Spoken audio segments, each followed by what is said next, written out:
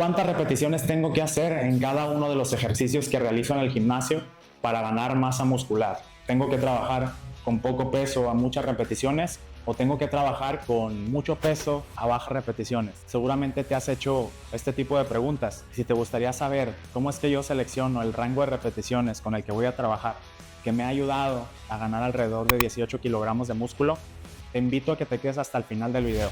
Va a ser un video un poquito más largo de lo normal, pero te aseguro de que vas a aprender un montón. Comenzamos.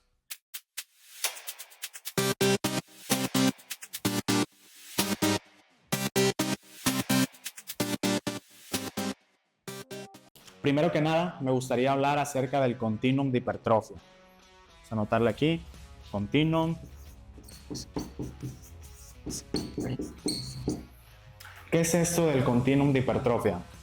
Bueno, esto ya tiene muchos años que se empezó a estudiar. Estudios como el de Thomas Delorme del año 1945 sentaron las bases para lo que se conoce a día de hoy como continuum de hipertrofia. Aunque si bien es verdad, este estudio estaba enfocado más que nada al área de la rehabilitación, lo que se buscaba era ver qué era mejor para recuperar la fuerza muscular, si trabajar con cargas bajas a altas repeticiones o cargas altas a bajas repeticiones para recuperar la fuerza muscular.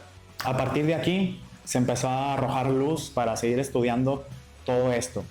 Y básicamente lo que se pensaba es que para ganar masa muscular se tenía que trabajar en un rango muy específico, que iba desde las 8 hasta las 12 repeticiones.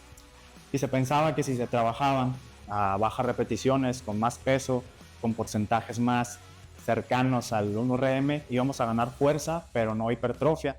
Y de lo contrario, si trabajábamos con poco peso a altas repeticiones de 15, 30, íbamos a tener adaptaciones más que nada a nivel de resistencia muscular. Pero ¿qué nos dice la ciencia a día de hoy? A día de hoy sabemos que el espectro en el cual se puede ganar masa muscular es mucho más amplio. Va desde 1 hasta las 30 repeticiones, siempre y cuando se esté cerca del fallo muscular. Vamos a ponerla aquí.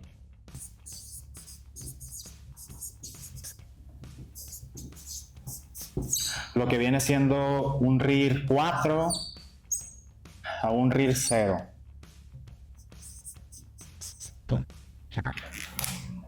Lo que nos va a decir el RIR 4 o el RIR 0 es que esa serie va a ser una serie efectiva que nos va a estar generando un estímulo adecuado para el crecimiento muscular. ¿Por qué sucede esto? ¿Cómo es que podemos ganar masa muscular a altas repeticiones también? Bueno, para esto primero tenemos que definir lo que significa ganar masa muscular. Básicamente es el aumento del tamaño de nuestros músculos, que a nivel fisiológico se dice que tenemos el mecanismo de la hipertrofia muscular y la hiperplasia muscular. Aunque si bien es verdad que en el caso de la hiperplasia hay cierto debate, hay algunas personas que dicen que esto no es posible, que no tiene un impacto en el tamaño de nuestros músculos. Básicamente la hiperplasia es la creación de nuevas fibras musculares. Así es que en esto no nos vamos a meter muy a profundidad. Y en el caso de la hipertrofia muscular, que es lo que seguramente sí que te resuena mucho, quiere decir que vamos a aumentar el tamaño de las fibras musculares ya existentes. Y tenemos dos diferentes maneras de lograr esto. Por un lado tenemos la hipertrofia en paralelo, que básicamente lo que va a suceder es que se van a agregar sarcómeros uno por encima del otro y con esto vamos a conseguir un aumento en el diámetro de nuestra fibra muscular. Este tipo de hipertrofia va a estar relacionada con la fase activa del rango de movimiento, es decir, cuando nuestro músculo se está contrayendo. Por otro lado, tenemos otro tipo de hipertrofia que se llama hipertrofia en serie, que aquí lo que va a suceder es que vamos a añadir sarcómeros de manera longitudinal, es decir, a los lados, y con esto vamos a conseguir un aumento en la longitud de nuestros músculos. Este tipo de hipertrofia va a estar relacionada con la fase excéntrica del rango de movimiento, cuando nuestro músculo se empieza a estirar o a alargar. Dicho esto, ¿cómo conseguimos nosotros aumentar nuestra hipertrofia muscular? Anteriormente se pensaba que disponíamos de 3 mecanismos para conseguir esto, los cuales pues eran el daño muscular,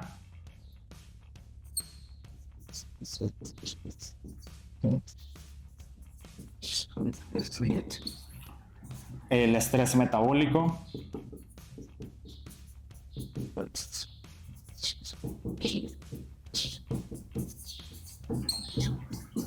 y la tensión mecánica.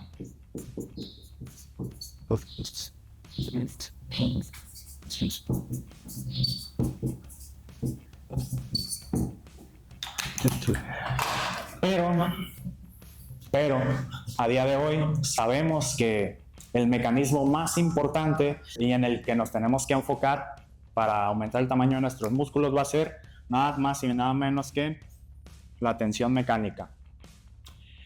En el caso del daño muscular, en vez de ser algo beneficioso, va a ser algo totalmente contraproducente. Va a ser algo que tenemos que tener regulado. ¿Por qué? Porque cuando nosotros tenemos un gran daño muscular, nuestro cuerpo o nuestro sistema va a disponer de la mayoría de recursos en reparar ese daño. Por lo tanto, va a mermar nuestras ganancias de hipertrofia. Cabe recalcar también que el daño que se provoca, ese daño muscular, es a nivel de la membrana de la fibra. Por lo tanto, pues no va a tener un impacto en la hipertrofia, no es que se esté rompiendo en sí la fibra muscular. Entonces, este mecanismo ya va a quedar descartado.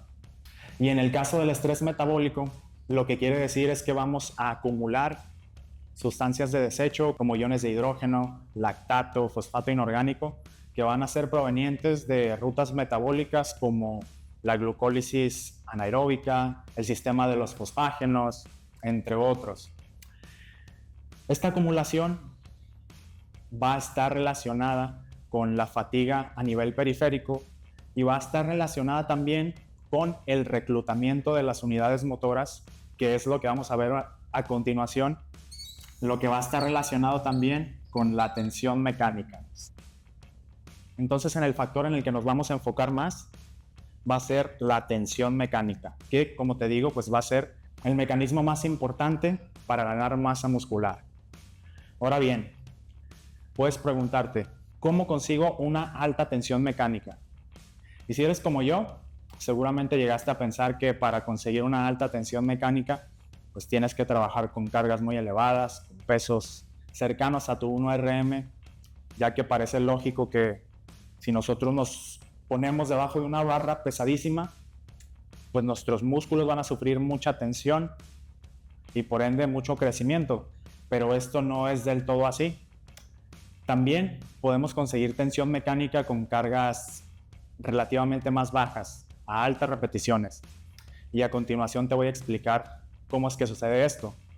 Pero para esto tenemos que irnos a dar un repaso del sistema neuromuscular, saber cómo se produce una contracción, un movimiento, ya que de esta manera pues vamos a entender mucho mejor lo que significa la tensión mecánica.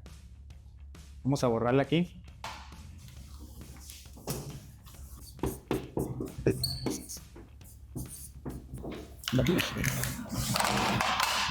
Para que nuestros músculos se contraigan y por ende poder generar movimiento, va a intervenir nuestro sistema nervioso y nuestro sistema músculo-esquelético. Nuestro cerebro tiene que mandar una señal eléctrica lo suficientemente fuerte para estimular a nuestros músculos. Esto lo va a hacer gracias a unas llamadas motoneuronas superiores ubicadas en la corteza motora del cerebro. Esta señal, también conocida como potencial de acción, va a viajar por toda la médula espinal hasta llegar a unas llamadas unidades motoras. Y básicamente una unidad motora va a estar conformada por una motoneurona, su nervio, su axón, y esta va a estar conectada, por así decirlo, a una determinada cantidad de fibras musculares, dependiendo pues del tipo de unidad motora. Tenemos por un lado las unidades motoras tipo 1, o también conocidas como unidades motoras de umbral lento,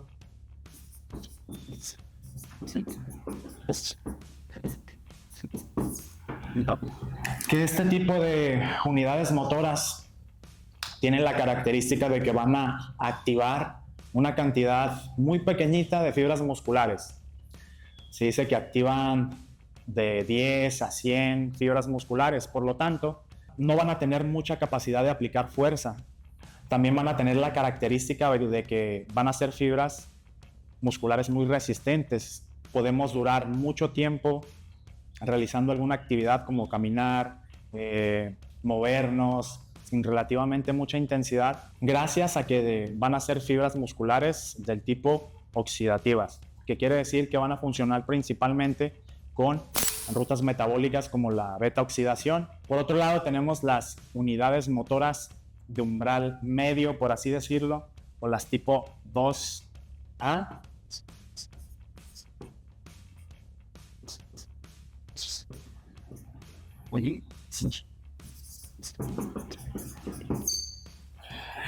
Y este tipo de unidades motoras van a ser como una versión intermedia, por así decirlo, de las de umbral bajo y las que vamos a ver a continuación de umbral alto.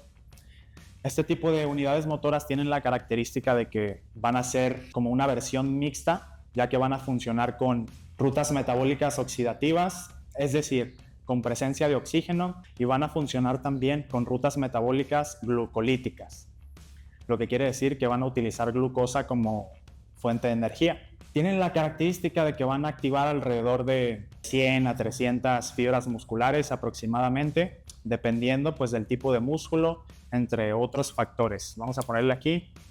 Dijimos que estas activan alrededor de 100 a 300 y estas por lo regular de 10 a no más de 100. Y por último tenemos las unidades motoras de alto umbral o las unidades motoras tipo 2B, que este tipo de unidades motoras van a ser las más fuertes, las de mayor tamaño, y van a ser fibras musculares principalmente glucolíticas, que van a funcionar con glucosa principalmente.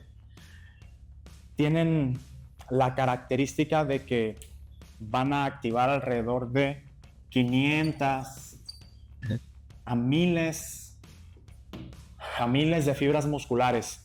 Es por eso que tienen mucha capacidad de aplicar fuerza y de solventar cargas mecánicas muy elevadas. Ahora que ya vimos el tipo de unidades motoras de las que disponemos, cómo se produce una contracción, vamos a hablar acerca de el principio del todo o nada. Todo o nada.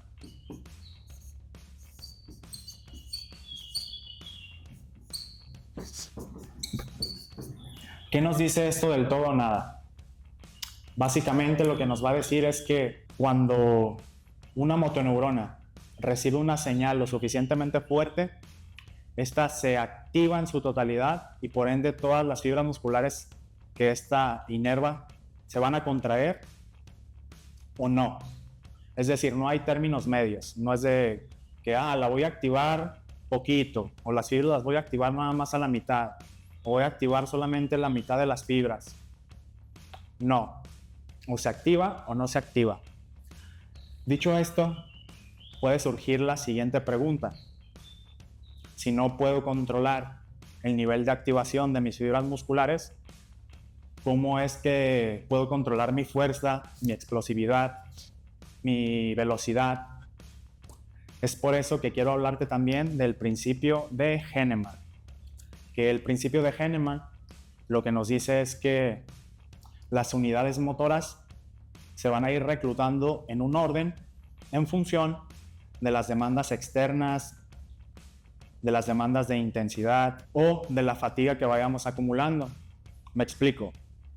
Cuando nosotros estamos realizando un trabajo relativamente sencillo, como caminar, las unidades motoras que van a estar trabajando pues van a ser las de umbral más bajo, porque la intensidad es muy pequeñita. A diferencia que si yo estoy realizando un press de banca con un porcentaje cercano a mi 1RM, las demandas van a ser muy altas, por lo tanto voy a requerir de mucha fuerza y voy a activar prácticamente todas las unidades motoras, pero principalmente las de umbral más alto, para poder solventar esas cargas. Ahora te pongo otro ejemplo. Imaginemos que estamos trabajando una serie con un porcentaje de submáximo del 75-70% del 1RM y voy a sacar, no sé, 12 repeticiones.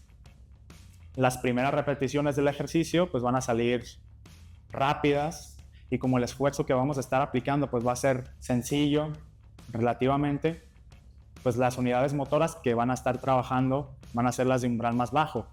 Pero conforme nos vamos acercando al fallo y el movimiento se va volviendo más lento, se van a ir fatigando las fibras de umbral bajo y no va a quedar otra que activar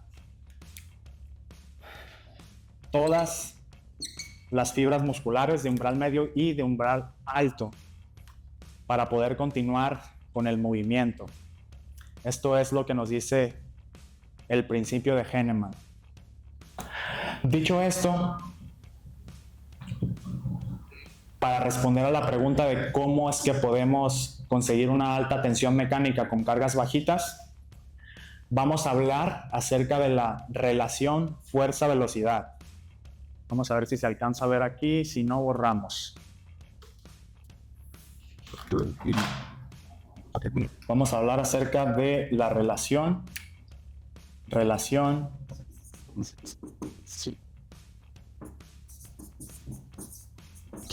fuerza y velocidad.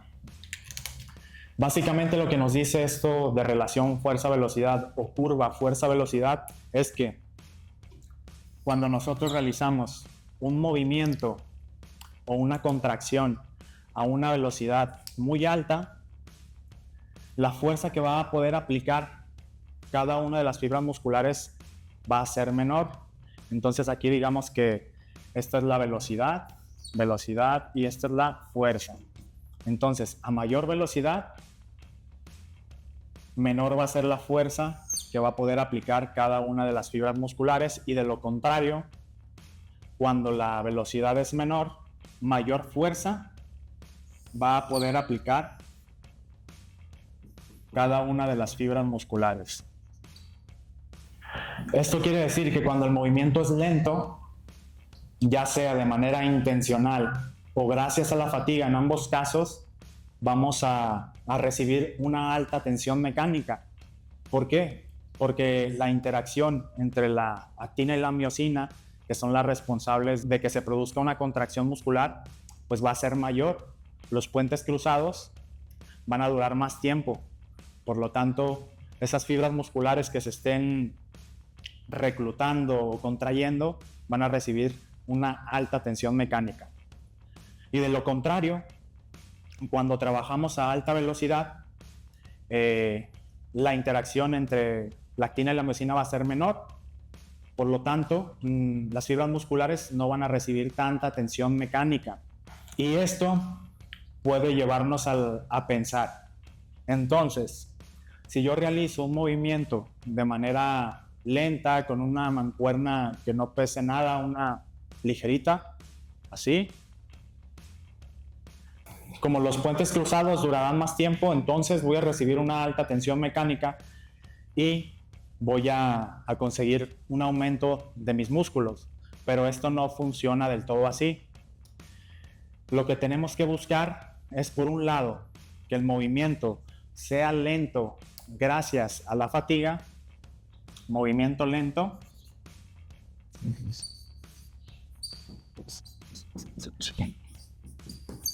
y por otro lado tenemos que buscar también que tengamos reclutadas las unidades motoras de alto umbral, las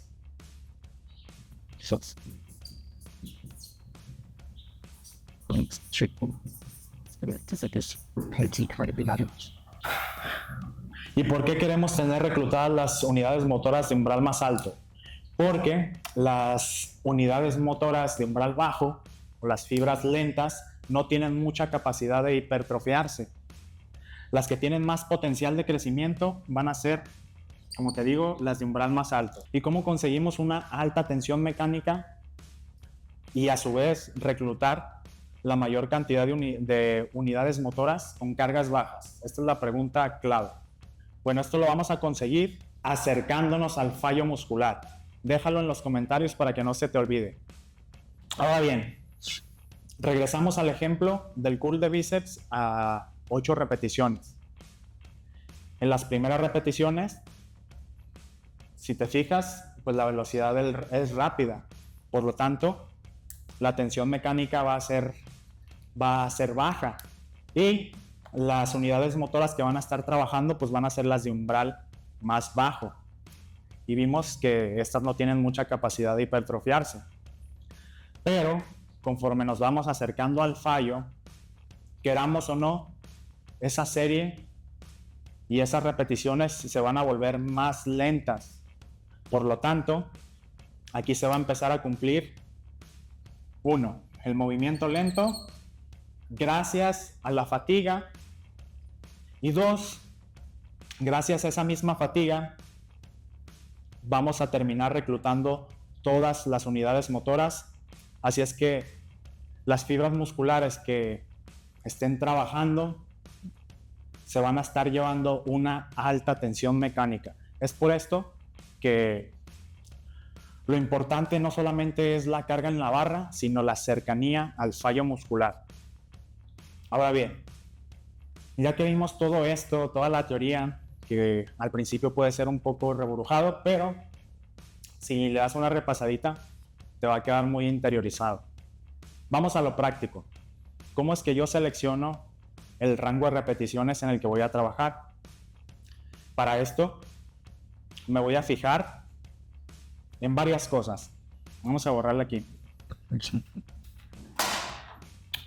En el tipo de ejercicio.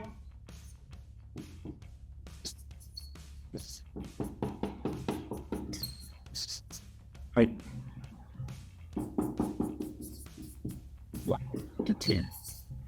Y me voy a fijar también en el periodo de entrenamiento.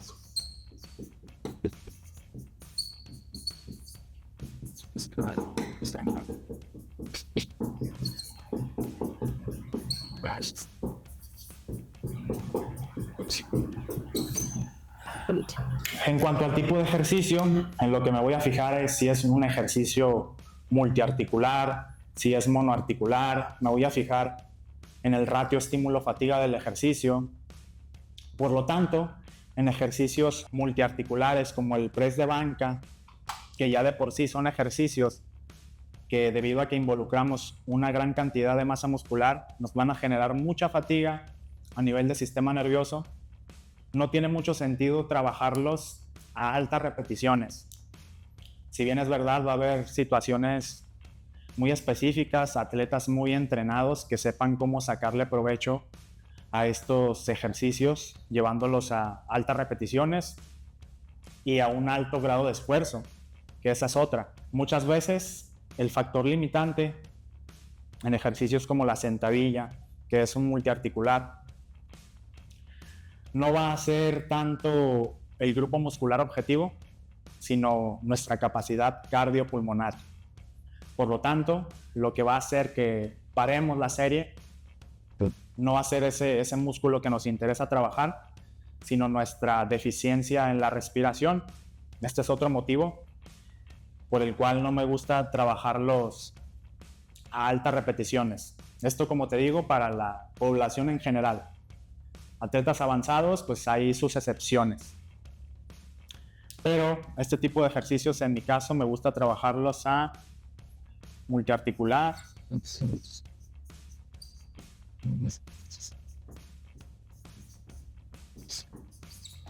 a un rango de 3 a 6 repeticiones. De 3 a 6 repeticiones. Por varios motivos.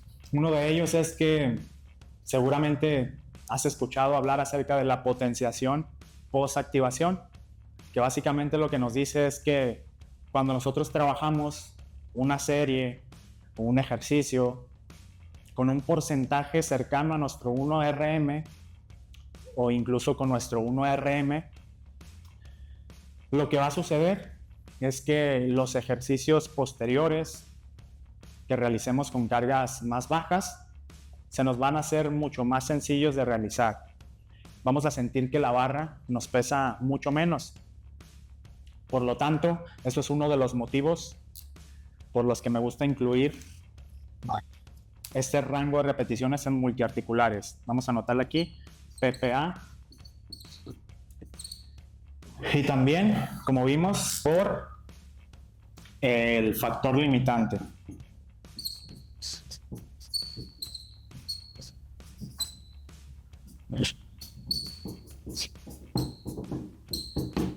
Ahora vamos con los ejercicios multiarticulares, pero en máquina, ejercicios más guiados, ejercicios donde tenemos puntos de restricción, puntos de apoyo, como por ejemplo, vamos a ponerle ejercicios guiados.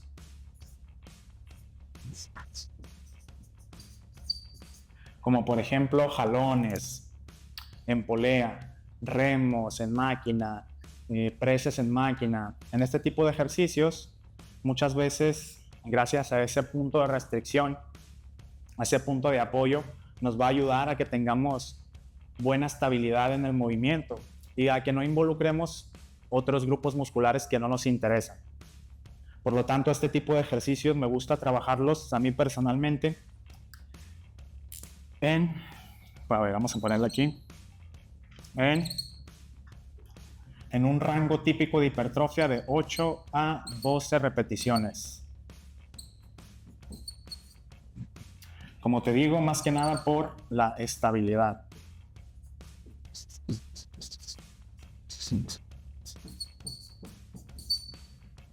Y por la fatiga que nos genera. Ya que normalmente suele ser una fatiga media, por así decirlo, a diferencia de los multiarticulares que sí nos generan una alta fatiga. Ahora vamos con los ejercicios monoarticulares. Vamos a anotarlos aquí arribita, porque parece que ya no se ve.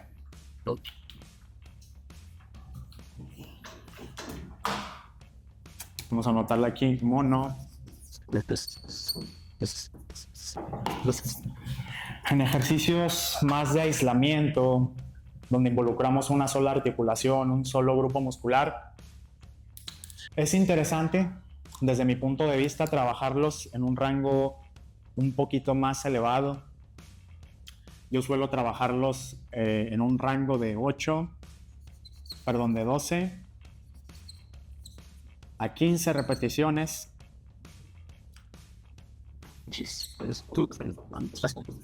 Ya que, como te digo, este tipo de ejercicios pues van a tener muy poquita fatiga, por lo tanto podemos llevarlos a un número más elevado. Vamos a ponerle aquí fatiga baja.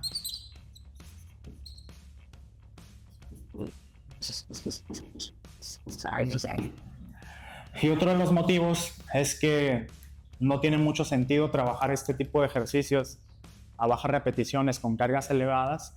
¿Por qué? Porque muy seguramente vamos a sentir incomodidad en las articulaciones, probablemente te vayan a doler. Y otro de los motivos es que va a ser muy difícil que sientas ese músculo que estás trabajando. Imagínate, si tú estás realizando un curl de bíceps a, 5 repeticiones, en vez de estar concentrado en ese músculo que quieres activar, vas a sentir abdomen, erectores espinales, entonces no va a tener mucho sentido. Es por eso que selecciono ese rango.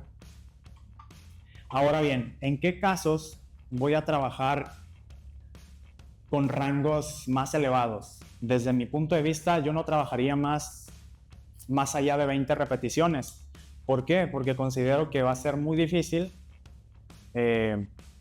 sacarle provecho a esa serie. Es decir, va a ser difícil que el grado de esfuerzo sea acertado debido al estrés metabólico que vas a empezar a acumular. Un ejemplo, digamos que estás realizando un jalón para espalda y vas a sacar 30 repeticiones. Muy seguramente tú vas a parar la serie antes de tu fallo real por toda esta acumulación de metabolitos. Por lo tanto, para la mayoría de atletas va a ser difícil ser preciso con ese grado de esfuerzo. Por lo tanto, como te digo, hasta 20 repeticiones me parece un número razonable. ¿En qué situaciones? Vamos a anotarle aquí. 20, de 15 a 20 repeticiones.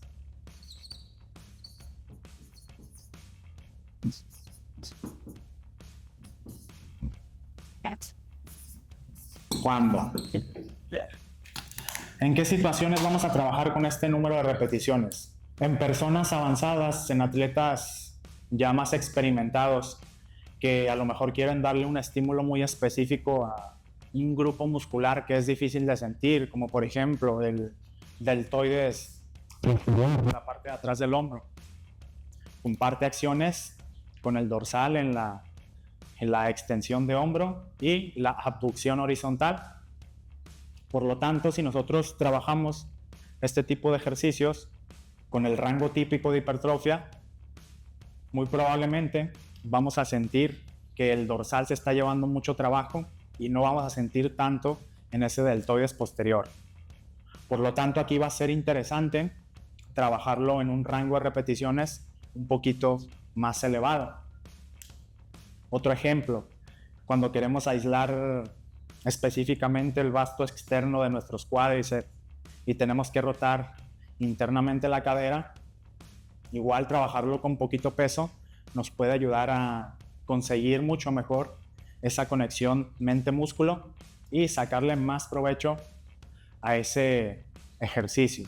Entonces, vamos a anotarle aquí que nos vamos a fijar en... Ay, ya ni escribe este. Trabajo específico.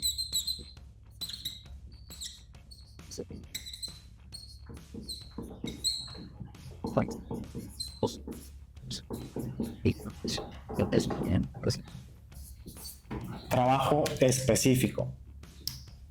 ¿En qué otras situaciones te recomendaría trabajar con este rango de repeticiones? Por ejemplo, cuando ya acumulaste demasiada fatiga, entrenamiento tras entrenamiento, y tu cuerpo pues ya te está pidiendo una semanita de descarga, va a ser interesante a lo mejor bajar la intensidad absoluta, el peso en la barra, elevar el número de repeticiones y bajar también a lo mejor alguna que otra serie para que de esa manera logres disipar, por así decirlo, esa fatiga y que consigas que tus articulaciones, tendones, ligamentos, todo el tejido pasivo se recupere para que después puedas retomar con tu entrenamiento como venías haciéndolo.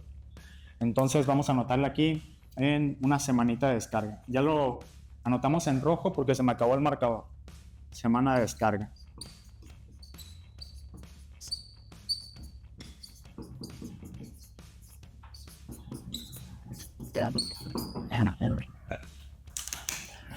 Ok. En otra situación también que me parece interesante trabajar con un número más elevado de repeticiones es cuando buscamos recuperarnos de alguna lesión. Me explico. Regresamos al mismo ejemplo de curl de bíceps. No, ya le cambiamos pues. Imaginemos que estamos saliendo o que vamos saliendo de una lesión en nuestro cuádriceps. Traemos un desgarre o no sé, y traemos dolor. Entonces nuestro fisio ya nos dio de alta, nos dijo que podemos ir al gimnasio, pero pues, poco a poquito, progresivamente. Entonces, digamos que tú quieres levantar el mismo peso que levantabas en una extensión de cuádriceps, con el que sacabas 8 repeticiones o 12, muy probablemente todavía vas a sentir dolor, porque la lesión pues está fresca, por así decirlo, y se te va a hacer muy incómodo realizar esa serie con la intensidad que estabas utilizando. Pero si tú bajas la carga, bajas el peso y realizas esa serie, probablemente sigas sintiendo algo de dolor, pero mucho más poquito. Por ende, te va a permitir realizar esa serie, aunque sea con poquito dolor. O sea, no se te va a hacer algo imposible de hacer. De esa manera, pues vamos a evitar que sigas empeorando y vamos a evitar que te frustres a nivel psicológico.